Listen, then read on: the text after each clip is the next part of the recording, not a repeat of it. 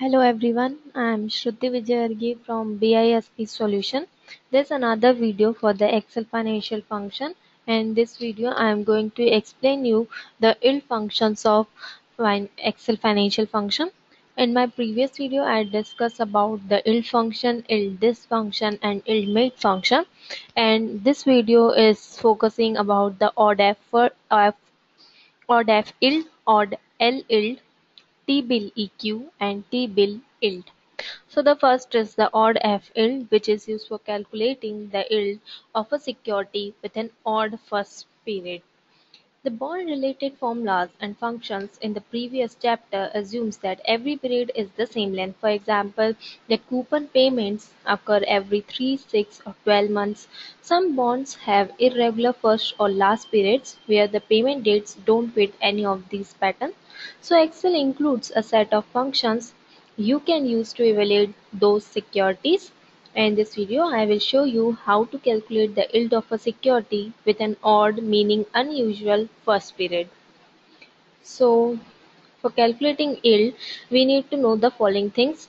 The first one is the settlement date, and that is the date that you actually take possession of a security. The next we have the maturity date is the date when the investment ends and all monies and interests are due to you.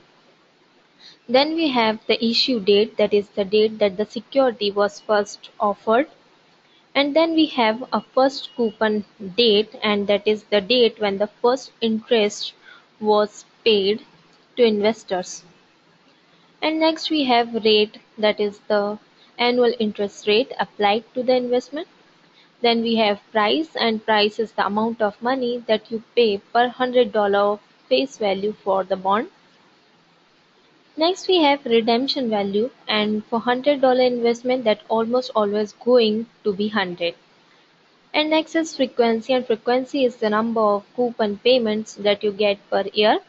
The value can either be 1 meaning an annual payment, 2 meaning semi-annual, and 4 for meaning quarterly. Finally we have basis. Basis is how you count the days in a month and in a year. The default value is 0, which means that you assume a 30-day month for all 12 months and a 360-day year. Basis number 1 means that you count the actual days. So in a regular year, February would have 28, and in a leap year, February would have 29 days. With all that information in place, we can now create our yield formula. So let's go to the example.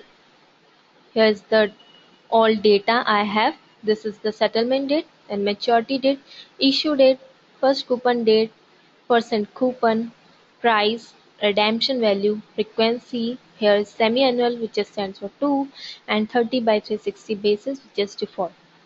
So you must note that the dates in the Excel must be in the correct format, otherwise the function will create an error. So to calculate this, we first select the cell, type an equal sign, select the function odd f yield, and pass the references of all the arguments. The first one is the settlement date, then putting comma, then we have maturity date, comma, issue date, comma, first coupon date, comma, rate of interest, comma, price, redemption value, frequency, and basis.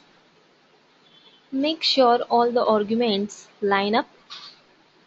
They do, and I will press enter and see that the annual yield for this investment is 0.077%. So when you want to calculate the price of a bond with an odd, meaning unusual first rate, you can use the odd F yield function. The next function I am going to explain is the odd L yield, and it is used for calculating the yield of a security with an odd last period. The bond-related formulas and functions in the previous assumes that every period is of the same length. For example, that coupon payments occur every 3, 6 or 12 months. Some bonds have irregular first or last periods, though, which means that the payments data don't fit any of those patterns. For those securities, Excel includes a set of functions to evaluate them. Now I will show how to calculate the yield of a security with an odd, meaning unusual last period. So the function takes the following arguments. The first thing we need to know is the settlement date, and that is the date that you take possession of the security. Next we have the maturity date, and that is the last day of the investment where all principal and any other proceeds are returned to you. The rate is the annual percentage rate of the investment. Then we have the price, which is the price per $100 of face value that you pay. And next is the redemption value, and that's also per $100 of face value, and it's almost always going to be $100. And now we have frequency, and frequency is the number of times that you are given coupon interest per year. The value can either be 1, meaning annual payments, 2 for semi-annual, or 4 for quarterly. And then finally is the basis, and basis refers to how you count the number of days in a month and year. The North American standard is for a 30-day month and a 360-day year. So we have odd meaning unusual, L for last period, and then ill because we are calculating the ill. So go through the example. Here's the data for odd L function. First is the settlement date, then maturity date, last interest date, percent coupon rate, price, and redemption value, frequency, and basis. So to calculate odd L, we select the cell, type an equal sign, select the function odd L, and pass the references for all the arguments. The first one is the settlement date, comma, maturity date, comma, last interest, comma, rate, comma, price, comma, redemption, comma, frequency, and basis. Type a right parenthesis to close out the function and press enter. When we do that, the yield is 0.045 on this investment. So when you want to calculate the yield of a bond with an odd meaning unusual last period, use the odd L yield function. The next function I am going to explain is the TBillEQ function, and this is used for calculating the bond equivalent yield for a treasury bill. Treasury bills, which are also called T-bills, are popular investments. If you want to compare T-bills yield to a bond's yield, you can do so using TBillEQ function. To use that function, you need to know the following three things about the T-bill. The first is the settlement date, that is the date that you take possession of the investment. Then you have the maturity date, which is the date that is T-bill payments come due. In other words, the money due to you is paid to you. And then finally you have the discount rate, and the discount rate is the interest rate applied to the investment. So let's look around the example of TBillEQ.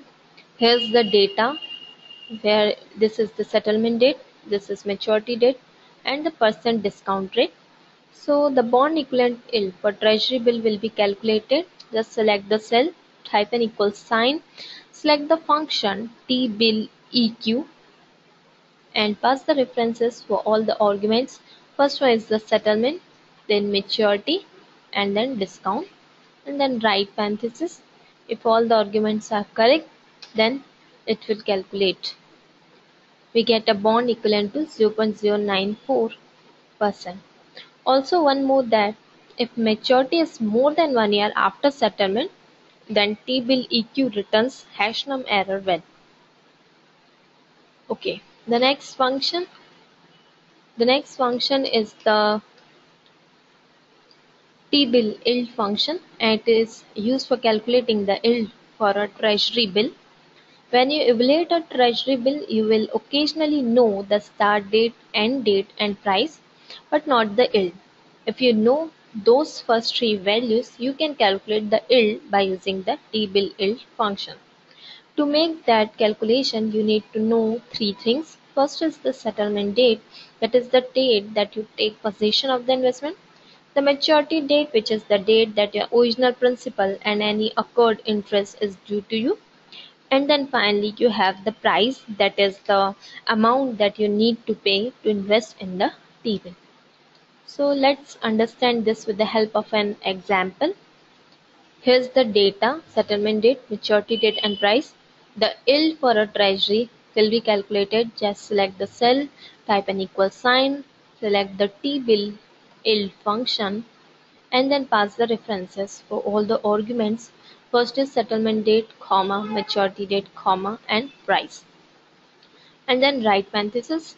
If all the things are correct, then press enter, and this will calculate the yield for the treasury bill. This is 0.09142. So if you understand all this and if you have any queries, you can ask me. And thanks for watching.